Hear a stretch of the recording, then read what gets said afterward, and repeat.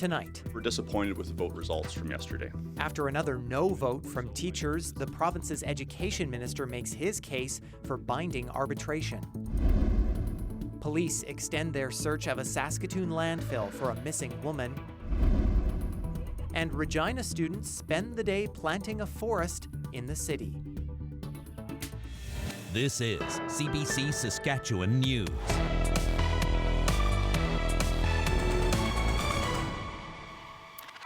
It is Friday, May 31st, and the CBC Saskatchewan News starts right now.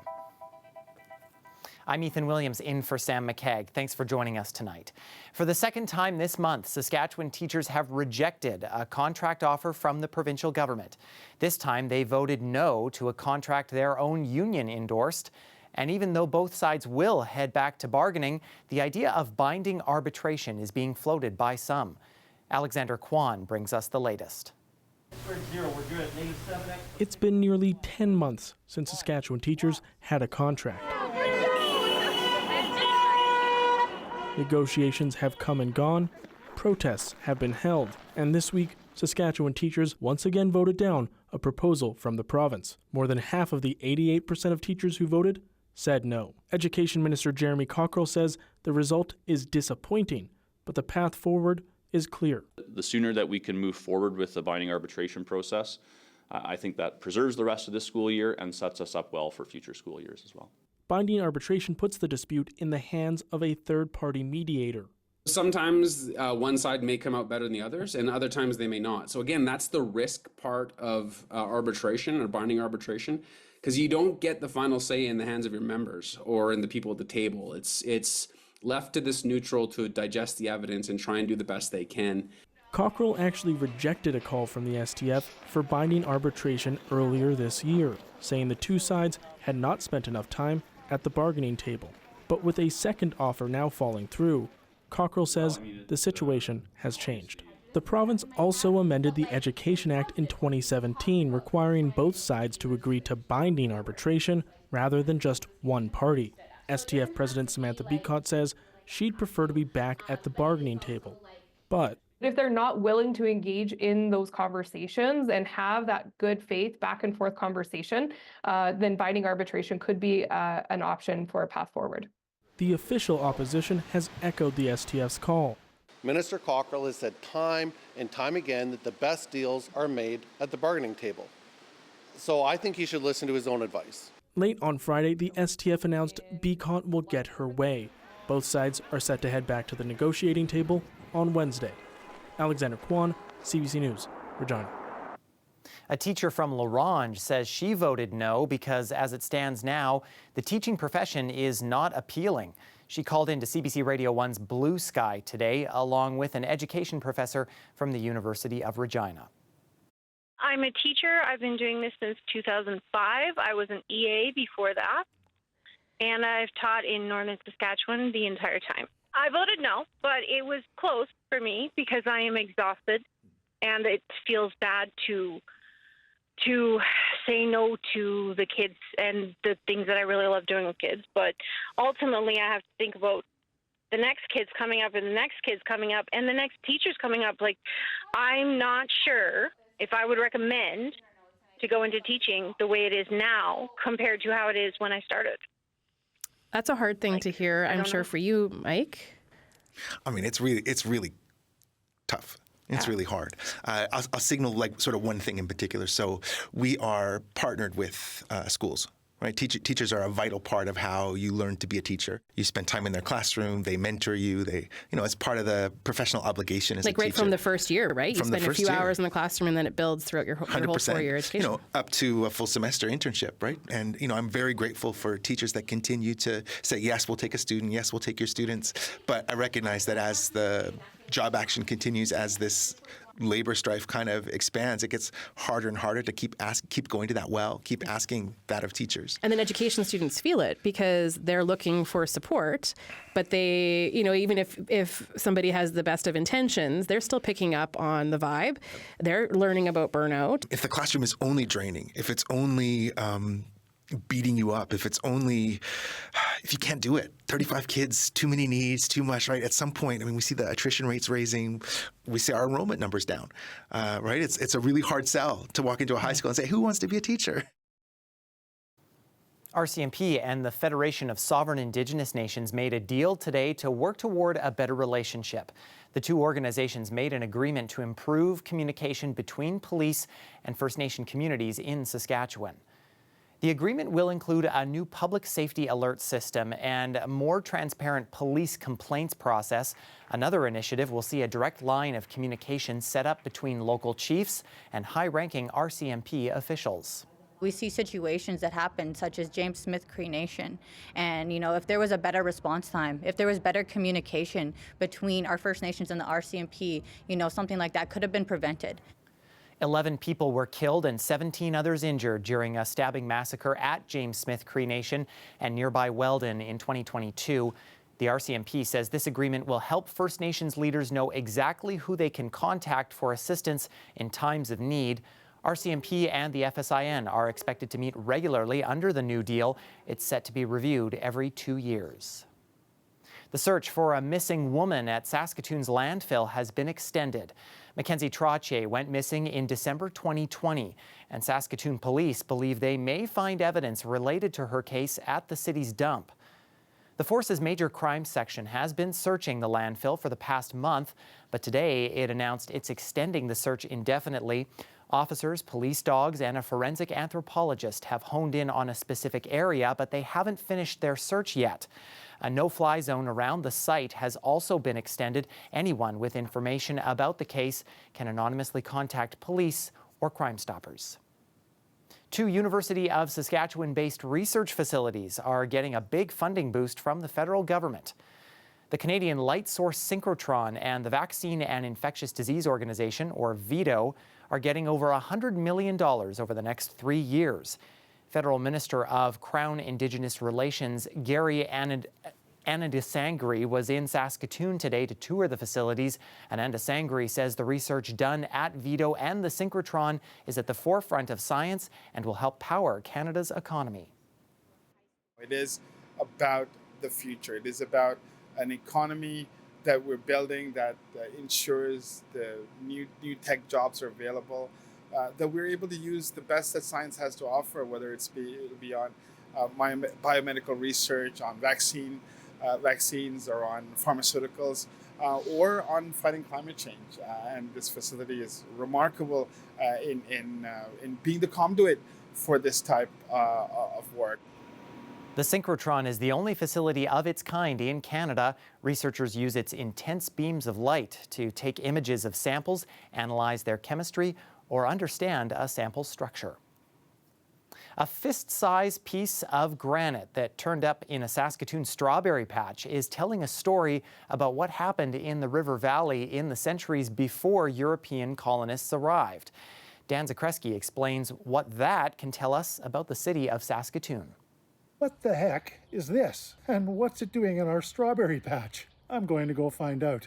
It's about the size of a softball with a groove carved around its middle. I live about a mile away from the Stonebridge neighborhood. Now, when this development opened up in the 1990s, Stantec Engineering was hired to do an assessment of the area. Archaeologists had been pulling artifacts out of that part of the city since the 1940s and 1950s. So I thought if anyone knew what was going on with my rock, they probably would. I went to meet with Lauren Stead. She's an archaeologist who's worked with the company for a decade. This would be somebody's sort of like treasured possession, right? That this was a lot of work went into making it, and so it would have traveled with them. Like, these aren't things that you just sit down and make in 15 minutes and use and discard as like our disposable culture now.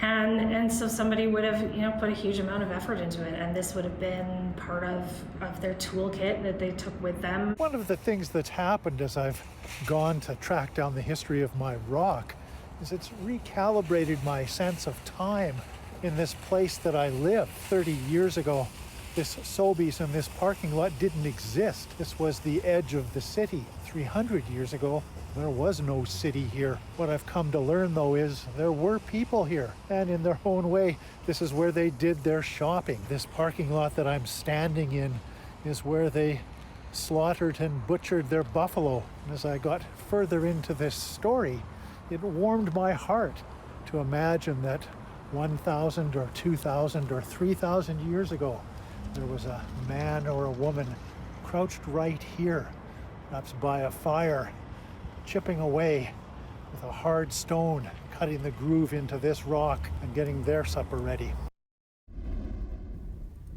After the break, planting a forest in the heart of the city. We'll join some students who planted trees in a Regina park today, lending a hand to nature while learning about its value. That plus Tyreek Reed's weekend forecast when we come back.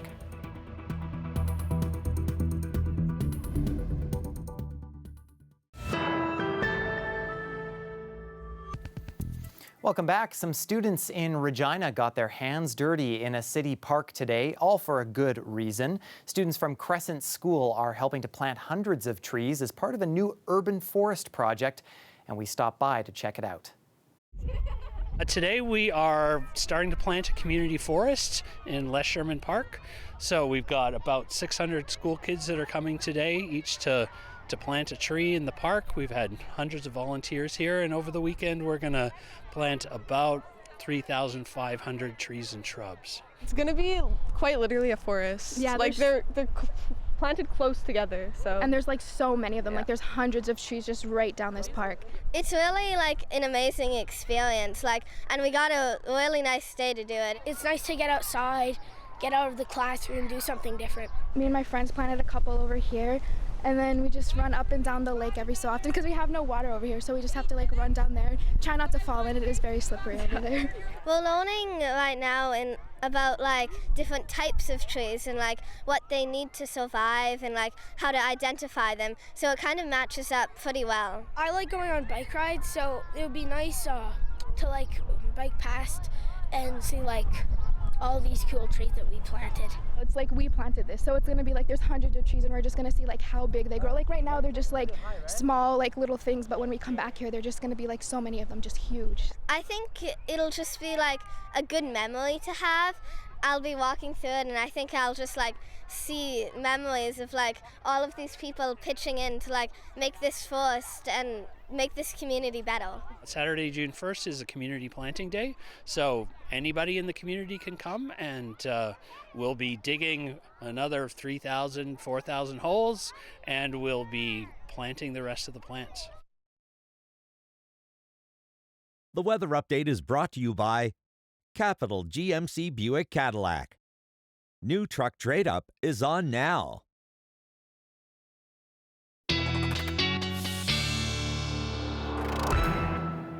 And our weather specialist, Tyreek Reed, joining us now. And Ty, a good thing those kids got out earlier today to do that planting. Exactly. Those trees will be getting a lot of precipitation, Ethan, because we're still tracking a lot of very active weather. It rained earlier in Regina, and then it kind of cleared up. But right before this forecast, I saw those clouds starting to come back in because of this low pressure system that we are seeing. It's still making its way east, and of course, we still have that mixed precipitation up north as well. This low pressure is causing a lot of that cooler air to come down from the north, as we can see from this jet stream. This is causing a lot of very unseasonal temperatures for our friends here in the north, only sitting at 6 degrees in Stony Rapids and 4 in Collins Bay. Very huge difference from yesterday, where it was much warmer before that pressure started to kick in. As we move down south, this is where we start to see warmer temperatures, but still below seasonal. We're only sitting at 11 degrees right now in Regina, closer to seasonal in in central areas of the province like Saskatoon and Hudson's Bay, but not quite there just yet. We're still looking at this system moving out as we head into the weekend, still seeing some snowfall there in the north because of that cooler air that's coming from the Northwest Territories. This is just light snowfall. By the time it moves out, we'll only be left with about 2 centimeters of snow in areas like Uranium City. Down south, we'll have a lot of clearing on Saturday, but on Sunday, we could see more scattered showers, and we'll continue to see that as we head into Monday and the week ahead. As this system passes, most of what we'll see will be in the north. This is where a lot of that accumulation will be. Less accumulation and rainfall down south. But of course, we're still dealing with these winds gusting near 60 and even 70 further north, down south, like here in Regina, closer to 50 and 60 in Saskatoon. They'll still be with us as we head into the weekend ahead. So yes, this low pressure system will be moving out, but these winds will be sticking with us as we head into Sunday as well and the week ahead. Now, as we look at the week ahead, more seasonal temperatures here in Regina. We're seeing daytime highs around 22 degrees on Saturday and lots of sunshine because of that clearing. But of course, we want to watch out for those wind gusts. They're pretty heavy and they'll continue to be like that throughout the week ahead as well. In Saskatoon, very similar story. So we are going to be seeing a daytime high of 22 degrees on Saturday. On Sunday, we're going to see a high of 20. And of course, those wind gusts will be pretty heavy as well. On Tuesday, we'll start to see some low pressure move in and we'll start to see some scattered showers throughout southern Saskatchewan. But of course, we're still going to be seeing a lot of seasonal temperatures, Ethan. All right, so make the most of the weekend then before Exactly. A little bit of unsettled weather next week. All right, thank you very much, Tyreek. No problem. The Saskatchewan Roughriders will have a new look to sport on the field this season. The team has unveiled a new alternate logo and new jerseys to go along with it. You might remember the new logo was leaked on social media a couple of years back. Now it is officially part of the team's branding, and you'll be able to see those new jerseys on the field twice this season at home games on July 19th and October 26th. Stay with us. We're back after the break.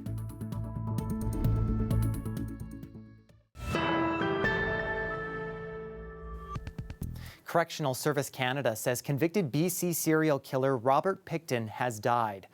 The 74-year-old had been in a medically induced coma after he was attacked at a maximum security facility in Quebec earlier this month. Pickton had been serving a life sentence after being convicted in 2007. He was found guilty of murdering 6 women.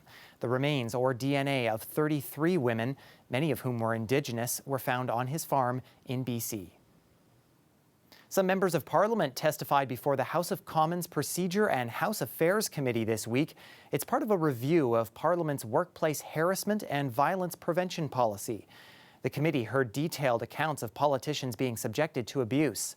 Rafi Boudjikanian has more. It's just not the venue that I want to be in anymore. When Pam Dumoff announced she was not running for office again earlier this month, citing harassment, she says some of the responses she got proved her point. For example, and again I'm quoting, "Resign now, you stupid effing cow. Don't wait. Run and hide, libtard effing bitch. Good riddance, C-word." She was not the only one who testified before this committee looking into harassment of MPs and staff on Parliament Hill. Somebody once said to me, "I want to f you gently with a chainsaw." Imagine the violence, the thought of it even. In fact, in the last 5 years, the people in charge of protecting MPs say incidents of harassment from the public have increased 800%. Not just online abuse. A man was charged with arson for setting fire to a Mississauga, Ontario Liberal MP's office 2 years ago. Christia! And then there was this incident of a man following the finance minister and her staff at an appearance in Grande Prairie, Alberta. What the f*** are you doing in Alberta? To give you an example on threat behaviors towards towards the MPs, in 2019 there was approximately 8 files we opened up, and in 2023 there was 530. The Liberal MPs both said they've noticed upticks in the hate they are subjected to whenever some Conservatives take to social media to accuse them of corruption, something Conservatives at committee pushed back on. I have been on the receiving end of what you have described, but what your members have done. So what we can't get into when we're talking about solutions is pretending that one party is above scrutiny. You wouldn't suggest that the Prime Minister is directly responsible for the harassment I've received, would you? I've been trying to stay above the fray because I'm not getting into whether the opposition leader or the Prime Minister. I mean, if you want to go there, we can.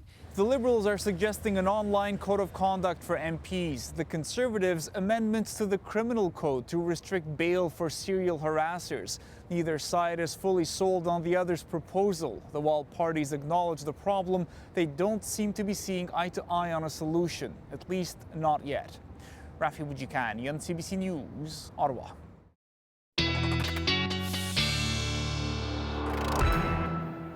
And Tyreek is back with one last look at our forecast. Thank you, Ethan. Yes, so that stormy weather will be moving out. Then we'll be met with clearer skies tonight. As we head into tomorrow morning, we'll be waking up to sunny skies because of this clearing. Heading into tomorrow afternoon, that's when we start to see more seasonal temperatures getting closer to that daytime high in the 20s here in Regina. But of course, we still want to keep an eye out for those wind gusts because they will be gusting near 50 tomorrow.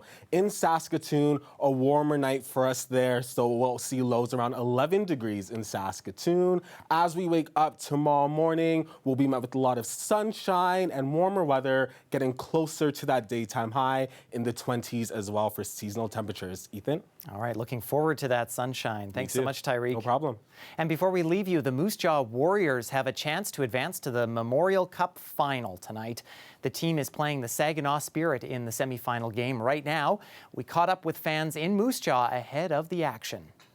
I mean, this is incredible. Just seeing these boys, they've worked so hard, and these are young guys, and they've got so much responsibility on their shoulders, and they're holding up, and they're fighting hard, and we're excited to see where this is going to go. Go, Warriors, go!